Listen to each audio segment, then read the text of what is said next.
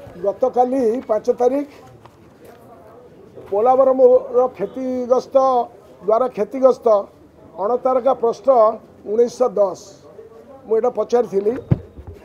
माननीय मुख्यमंत्री को पचारि पोलावरम प्रकल्प द्वारा राज्यर केउ जिला गुड़िकर केते क्षति हेबो यार आकलन सर्वे केबे और क्या द्वारा करा जायछि तार सविशेष विवरणी गृह में उपस्थापना करेंगे कि जनसाधारण हित दृष्टि राज्य सरकार का दृष्टिभंगी और योजना कौन एवं द्वितीय प्रश्न था यही प्रकल्प कार्य को बंद करने सरकार पदक्षेप ग्रहण करेंगे कि उत्तर में मुख्यमंत्री उत्तर रखिंट गतकाली आज जो उत्तर एवं आलोचना को बंद करा जाउची किंतु गतकाली श्रीजुक्त मोहन चरण माझी जो उत्तर रखिंट से उत्तर मुझे आपण को आनी दौची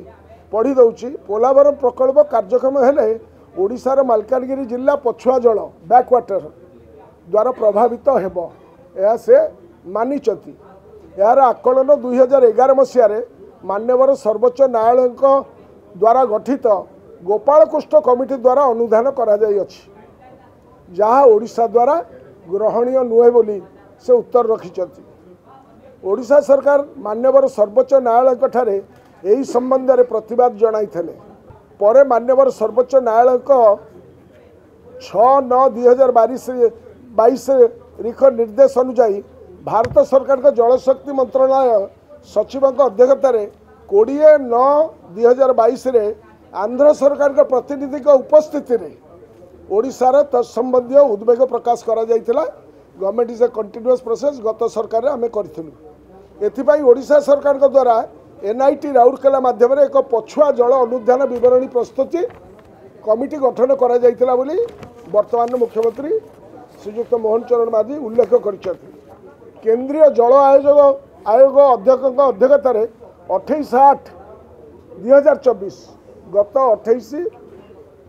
अगस्त 2024 आंध्र प्रदेश और ओडिशार वैषयिक अधिकारी उपस्थिति में एनआईटी राउरकेला द्वारा प्रस्तुत पछुआ जल अनुधान विवरणी आलोचना करा जायछि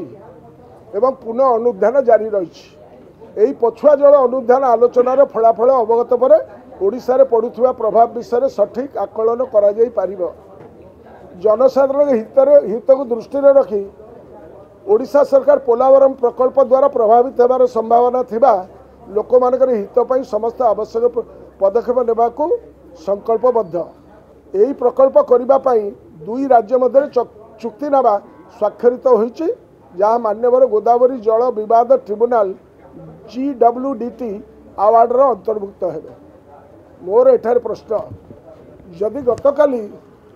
पोलावरम संक्रांतीय प्रश्नर उत्तर मुख्यमंत्री रखिपारे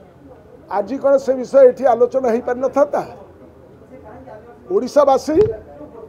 ए विषय जाना उचित नुह कि जे गोदावरी वाटर ट्रिब्यूनल आगे ओडिशार मतटा कौन रहा क्षयक्षति कौन है कि आलोचना हो कि रिपोर्ट एनआईटी राउरकेला देछि ए गृहर अधिकार अच्छी जानवर ओडिशावासी अधिकार अच्छी तेणु आज ये आलोचना को जो बंद करा अत्यंत दुखदायक पोलावरम कार्यक्रम ओडिशावासी जानवा उचित एवं जेकोसी सरकार जितेबाला अच्छा से ओडिशार स्वार्थ को भल भाव रक्षा करेंगे बोली मो आशा करुँच।